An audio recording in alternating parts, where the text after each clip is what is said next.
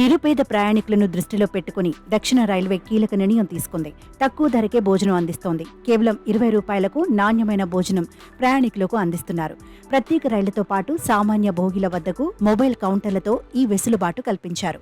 ఈ భోజనాన్ని బాక్సులుగా తయారు చేసి ఒక్కొక్క బాక్స్ 20 రూపాయల చొప్పున పెరుగన్నం, లెమన్ రైస్, టొమాటో రైస్తో పాటు ఉదయం టిఫిన్ కూడా రోజుకో వెరైటీ చొప్పున రైల్వే శాఖ అందించడం జరుగుతుంది.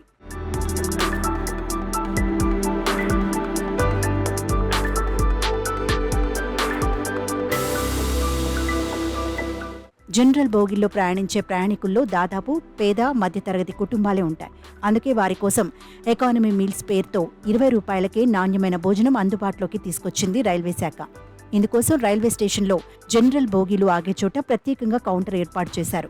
20 రూపాయలకే ఎకానమీ మీల్స్, 50 రూపాయలకు స్నాక్ మీల్స్ అందిస్తున్నారు. జనరల్ బోగీలలో ప్రయాణించే ప్రయాణికుల ఆకలి తీర్చడమే లక్ష్యంగా ఈ కౌంటర్ను ఏర్పాటు చేసినట్లు రైల్వే అధికారులు పేర్కొన్నారు. వేసవి పూర్తయ్యే వరకు ఈ స్పెషల్ కౌంటర్ ఉంటుందని వివరించారు.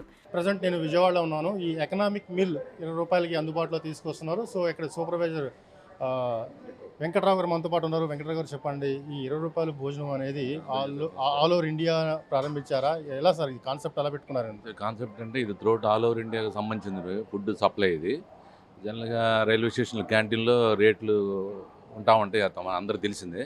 అది పేద ప్రజల నిమిత్తం, ఇది జనరల్ బోగీల్లో పేద ప్రజలు ప్రయాణాలు చేస్తుంటారు కదా, వాళ్ళ కోసం ఇది సపరేట్గా ఎకనామిక్ మీల్ అనేది 20 రూపాయలు తయారు చేయడం. దీంట్లో దాల్ కిచిడి అని, లెమన్ రైస్ అని, కర్డ్ రైస్ అని ఇవన్నీ ఉంటాయి. ప్రతి ప్లాట్ఫామ్ మీదకి జనరల్ బోగీ దగ్గరికి తీసుకెళ్లి సప్లై చేసి ప్రయాణికులకు అందుబాటులో తక్కువ రేటు ధరలకి దీనిని ఎక్కిరించడం జరుగుతుందన్నమాట. దీనివల్ల ప్రజలకు కూడా మంచి రెస్పాండ్ వస్తుంది. ఇప్పుడు రైళ్ళు ఎలా ఉంటాయి, ఏసీ బోగీలు ఉంటాయి, స్లీపర్లు ఉంటాయి, జనరల్ ఉంటాయి. కానీ జనరల్ బోగీ వాళ్ళు వాటిని భరించలేరు కదా రెస్టారెంట్లో ఉన్న రేట్లని. వాళ్ళ నిమిత్తం గవర్నమెంట్ ఐఆర్సీటీ వాళ్ళ ఆదేశాల ప్రకారం మేము తయారు చేసి ఇవ్వడం జరుగుతుంది. దాని నుంచి పేద ప్రజల నుంచి కూడా మాకు మంచి రెస్పాన్స్ వస్తుందని నేను ఆశిస్తున్నాను. ఆల్మోస్ట్ ఆల్ అన్ని రైల్వే స్టేషన్లో జరుగుతుంది, దశల వారీగా జరుగుతుంది. పెద్ద స్టేషన్ కాబట్టి ఇది ముందు స్టార్టింగ్లో ఉన్నాం మనం. ముందు భవిష్యత్తులో అన్ని స్టేషన్లో కూడా వస్తాయి, ఇది ఇంప్లిమెంట్ చేస్తారు. ఎందుకంటే రెస్పాండ్ కూడా బాగానే ఉంది ఇది, అందువల్ల అనమాట. అన్ని స్టేషన్లు ఆల్మోస్ట్ ఆల్ ఇండియా మొత్తం దీన్ని క్రమబద్ధీకరణ చేస్తారు. ఏదైనా చిన్న స్టేషన్లో కొంచెం లేట్ అవ్వచ్చు, కానీ జరగడం అనేది కంపల్సరీ జరుగుతూ ఉంటుంది. అందులో ఈ ప్రక్రియ అనేది నిరంతరం కొనసాగుతూ ఉంటుంది అనమాట.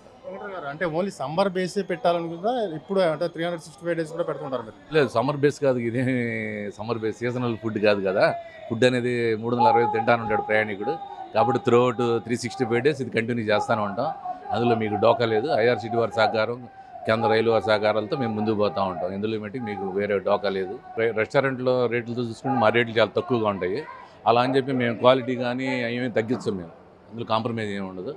రైల్వే నార్మ్స్ ఉంటాయి. ఇన్ని 250 గ్రాములు, 200 గ్రాములు, 150 గ్రాముల ప్రకారం పెరుగన్నం కానీ, పులిహార కానీ, టామిన్ రైస్ కానీ ఇవన్నీ మేము తయారు చేసి ప్రయాణికులకు అందుబాటులో తగిన టైంకి సదుపాయాలు అన్నీ ఇవ్వగలము. అన్ని ప్లాట్ఫారాల్లో మేము ఇది సప్లై చేస్తున్నాం అనమాట. ఇందులో మటుకి ఈ ప్రక్రియ అనేది నిరంతరం కొనసాగుతూ ఉంటుంది. భవిష్యత్తులో కూడా దీన్ని ఇంకా ముందుకు మేము తీసుకెళ్తామని మీకు మీ ఏబిఎన్ ఆంధ్రజ్యోతి ద్వారా తెలియజేస్తున్నాం. స్టార్ట్ చేసి 10 నెలలు అవుతుంది. ఆదరణ బాగానే ఉంది.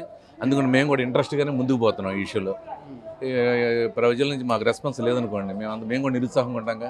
ప్రజల నుంచి రెస్పాన్స్ చాలా బాగుంది. ఐఆర్సీటీ వాళ్ళ సహకారం, రైల్వే వాళ్ళ సహకారం కూడా మాకు ఉంది కాబట్టి మేము ఇంకా ముందుకు పోతామని ఆశిస్తున్నాం.